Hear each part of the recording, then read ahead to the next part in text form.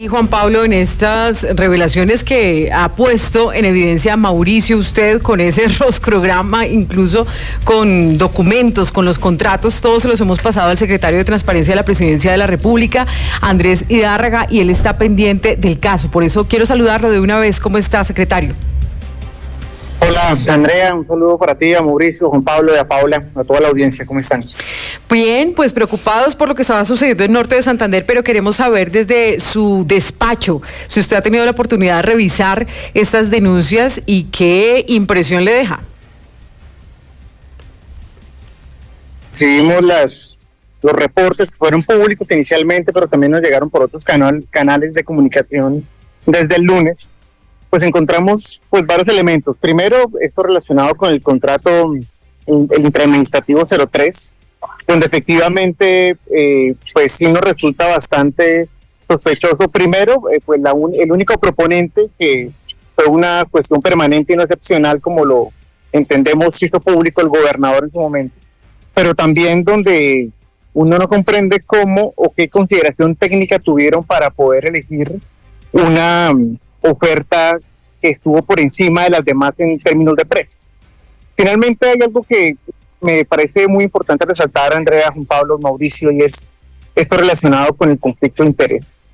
No puede ser que en Colombia, después de tantas situaciones que son parecidas a estas, resulte que sea muy difícil entender que el conflicto de interés se da cuando el interés propio del funcionario riñe o se ve beneficiado con el interés particular en el marco de una contratación. Es decir, aquí es evidente la relación. Mauricio probó la relación entre el contratista y una persona que no es menor dentro del esquema de protección, que es un oficial de la policía, y ahí nosotros creemos que la justicia tiene que actuar.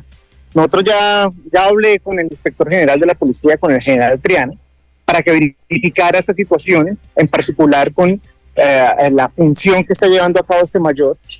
Le hemos pedido hoy también, por escrito y de manera formal, te voy a compartir eso ahorita, Andrea, los oficios a la Contraloría y a la Procuraduría para que inicien una investigación seria al respecto, seria y diligente, porque es evidente que aquí hay gato encerrado, es evidente que aquí la justicia tiene que actuar de manera pronta, pero también deja muy poco que decir que el gobernador pareciera que no les da la cara ni a los medios ante esas acusaciones tan graves por parte de la Secretaría de Transparencia, que es la encargada de articular la lucha contra la corrupción a nivel nacional. La próxima semana vamos a sentar a todos los organismos de control allá en el departamento para ver si vamos a trabajar de manera diligente y pronta estos actos que nos preocupan tanto y que son de conocimiento público. Bueno, primero que todo, secretario, pues agradecemos el eco que usted está haciendo a nivel de los distintos órganos del Estado a estas denuncias, pero celebramos sobre todo que esta reunión que usted nos anuncia vaya entonces a congregar a los órganos de control en ese departamento, en esa ciudad, en Norte de Santander, en Cúcuta, para que algo pase, porque es que a veces uno sí se siente como remando contra la corriente, haciendo historias, haciendo denuncias, buscando, investigando, como lo hacen mis compañeros aquí en Sigue la W, y a veces no ocurre nada. Celebro esto y ojalá pasen cosas. Pero mire, usted nos habla, por supuesto, de un traslado necesario que hay que hacer, es el de la Contraloría. Y ayer nosotros lo decíamos, a veces parece un chiste, pero un mal chiste, y es que el gobernador Silvano Serrano es del Partido Conservador. Y nos guste o no, quien hoy tiene el cargo de Contralor encargado es un hombre de la entraña del Partido Conservador. Pues no podemos olvidar que es una persona muy cercana a Efraín Cepeda, presidente además del Partido Conservador. O bueno, directivo, expresidente del Partido Conservador. ¿A usted no le genera eso una cierta incomodidad? Porque, por lo menos para nosotros sí, que de repente no quieran avanzar en una investigación como esta, o se hayan hecho los de la vista gorda en el pasado, tal vez con estos contratos, por una cierta cercanía de partido político entre el órgano de control y quien se convierte aquí en el que se inventa el faro del Catatumbo para entregar a dedo estos contratos. Claro que sí. Fíjese que también es algo que no pasa no solamente en el norte de Santander. Está pasando en todo lado, Juan Pablo, y la audiencia lo tiene que saber. Es más, la audiencia lo sabe. Lo que pasa es que se ha naturalizado que haya una relación entre la política, entre, al parecer, algunos congresistas, entre los organismos de control, entre las autoridades locales, que hace eso que efectivamente usted menciona, como que estuviéramos pedaleando una bicicleta estática en donde, por más de que se radican las denuncias, la prensa lo anuncia, se le pone en conocimiento con pruebas a los organismos de control, pareciera que no pasa nada. Pareciera que vivieran en otro mundo y no se den cuenta de lo que está sucediendo. Mire, en ese momento me encuentro en Valledupar, en el Cesar. Estoy visitando varias obras de reportes similares a los que han planteado allá en norte de Santander. Estoy, por ejemplo, aquí en el SENA regional, una obra que inició para 7 meses, lleva 1 año y 4 meses, un proyecto que estaba destinado tan solo para un poco más de 4.200 millones de pesos. Se han hecho 3 suspensiones, 3 adiciones, con un total de 1.200 millones de pesos más, pero pareciera que solamente algunos se dan cuenta que esto se puede estar constituyendo en un elefante blanco.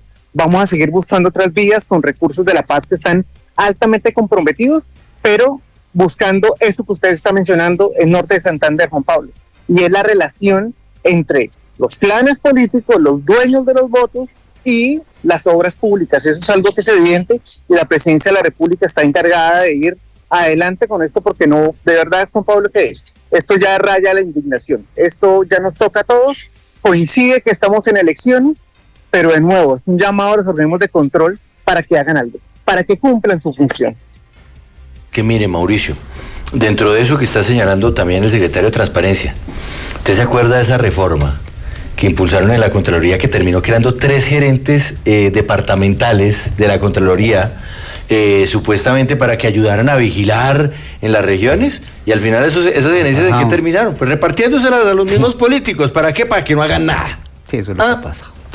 Secretario, bueno, aquí se ha evidenciado una corrupción en el departamento de Norte de Santander con toda la contratación. ¿No hay también que prender las alarmas de cara a las elecciones, teniendo en cuenta que hay candidatos que podrían continuar con esta corrupción en contratación? La Secretaría de Transparencia creó un botón de alerta electoral en 2 vías. Uno, relacionado con el constreñimiento al elector, que básicamente se constituye en esa figura donde el alcalde le dice a sus trabajadores o el gerente del hospital, por favor, me votan por tal persona, me llenan esto de listados y de personas con cédulas y puntos de votación. Pero también para evitar que la gente nos cuente cómo se están yendo los recursos públicos de manera ilegal, por supuesto, a las campañas políticas. Hemos estado en Barranca Bermeja, en el sur de Bolívar, hemos estado en el Magdalena, hemos estado en Pereira, y en todos la constante es que desafortunadamente en Colombia hay una impunidad. No sabemos por qué algunos miembros de los organismos de control no están dándose cuenta de lo que está pasando. Desafortunadamente, por más de que los convocamos, por más de que los articulamos, que los sentamos, es una cosa de seguir insistiéndole. Nosotros confiamos en que esto no puede seguir sucediendo y confiamos en que la justicia actúe. Esperamos que no nos defrauden. Este caso de Norte de Santander es casi que eso, es tan icónico como lo que está pasando aquí en el Cesar, como lo que está pasando en La Guajira, y bueno, desafortunadamente en casi todo el país. Precisamente sobre eso, secretario, y sobre lo que mencionaba Juan Pablo de esa reforma que se hizo en la Contraloría, es ahí cuando uno se pregunta por qué los entes de control llegan cuando ya se ha hecho todo el daño. ¿Qué se puede hacer para evitar eso? Tal vez hay que hacer una reforma en la ley de contratación, en la ley 80 o algo para que sí puedan hacer algo antes de causar todo ese daño, antes de que se generen todas esas redes que ya se quedaron con los contratos y con la platica.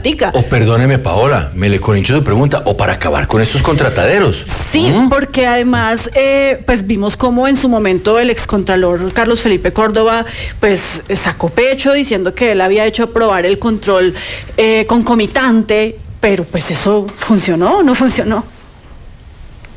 Claro, efectivamente necesitamos es que el controlador en funciones, Carlos Zuluaga, active ese control concomitante en casos como los de Norte de Santander, en casos como esto del SENA étnico que prometió el anterior ministro del Interior, el señor Palacios, que se encuentra, no sé si lo puedan ver como una obra gris, pero también que pueda resolver esto de desvincular los poderes políticos nacionales de los organismos de control. No puede ser que termine siendo en no pocos casos una gran familia, el procurador, contralor, la fiscalía, con el alcalde y estos protegidos a su vez por congresistas.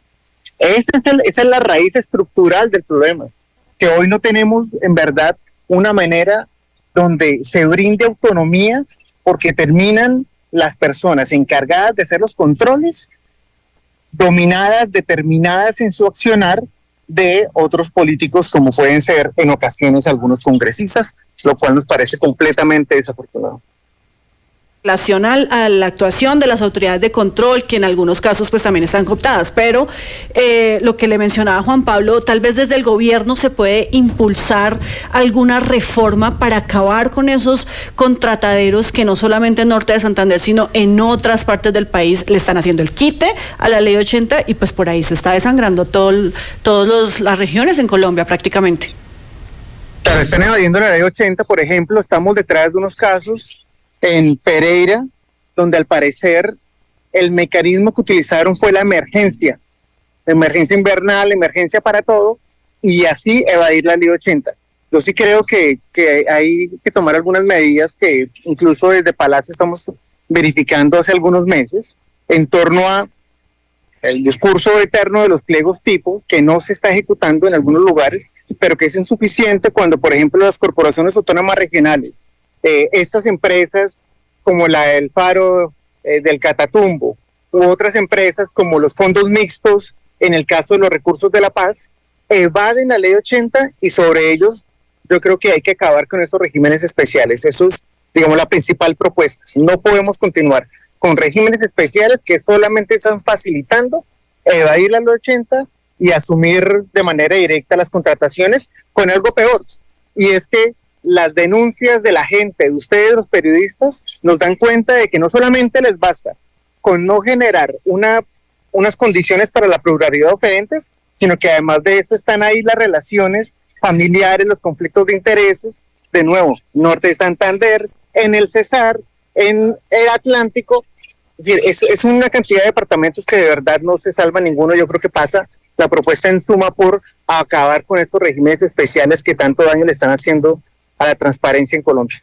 Sí, secretario, ¿cómo se puede hacer esto? Usted nos dice, hay la intención, incluso se está evaluando desde la Presidencia de la República. Le pregunto también si usted ha tenido la oportunidad de hablar con el presidente Gustavo Petro sobre esos casos de corrupción que sabemos que desde que él era congresista pues le inquietan mucho, pero ¿cómo pasar del dicho al hecho? ¿Se planea ya la radicación de algún proyecto? ¿Cómo hacer para que esto se vuelva realidad desde la Presidencia? Eso ya se está evaluando desde Palacio, con la Secretaría Jurídica, con el director de Colombia Compra Eficiente. Por ejemplo, las circulares de Colombia Compra Eficiente no las acatan. O sea, tenemos una institución que desafortunadamente da la línea en materia de contratación, pero se pasan por la galleta. Es un tema de pasar una iniciativa pronta que tendrá que reformar la ley 80, porque tenemos que acabar con estos regímenes especiales. Eso va en ese sentido, va hacia allá la iniciativa y esperamos que pronto sea una realidad con esta cantidad de iniciativas que tenemos en el Congreso. La agenda desafortunadamente está muy llena por las reformas que ha priorizado el presidente de la República, pero claramente la ley 80 se tiene que reformar en clave al menos de reformar o acabar o restringir estas contrataciones especiales que nos están llevando a esto, por ejemplo con esta entidad Faro del Catatumbo. Hablemos, secretario, de lo que usted está haciendo ahora en el departamento del Cesar, porque usted lo vincula con esta denuncia, nos habla también de estas roscas políticas, estos clanes políticos que se han apoderado de la contratación.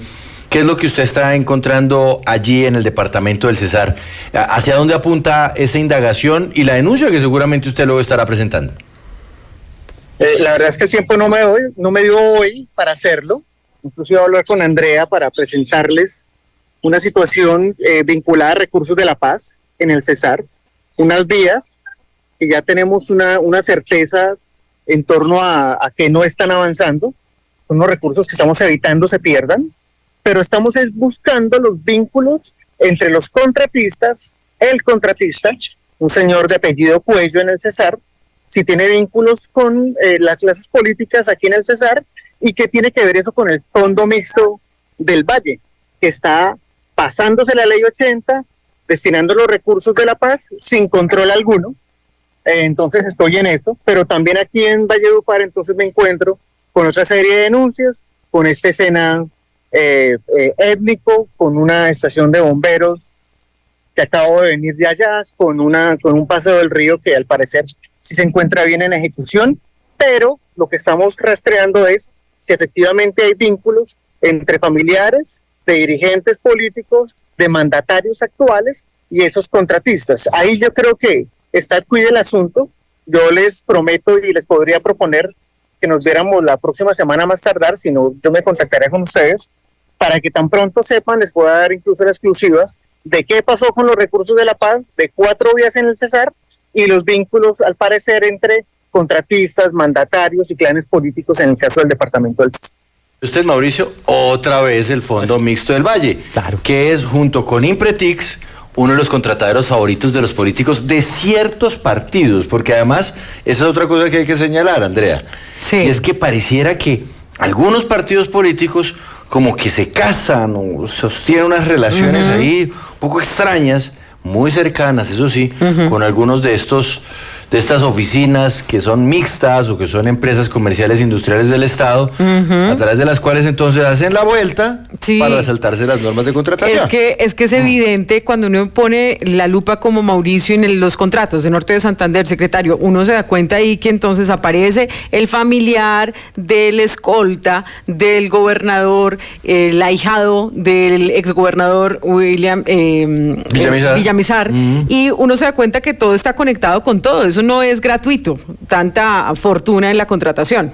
Sí, por eso yo quiero preguntarles, ya que toca el tema del Fondo Mixto del Valle, ¿qué se va a hacer en el Valle del Cauca? Pues allí vemos a Impretix y lo más importante es que estas empresas se están tercerizando. ¿Con quiénes tercerizan? Con fundaciones que muchas veces son de papel o fundaciones que no cumplen con los requisitos y están desviándose esos recursos. Incluso se contrata por cierto valor y se está subcontratando por menos valor, y esa plata que queda ahí en ese intermedio, en esa mediación, pues nadie sabe qué está pasando, ni la Fiscalía, ni la Contraloría, ni la Procuraduría le han puesto la lupa, sobre todo allí en el Valle del Cauca. ¿Para cuándo el Valle del Cauca se le va a poner la lupa por parte del gobierno?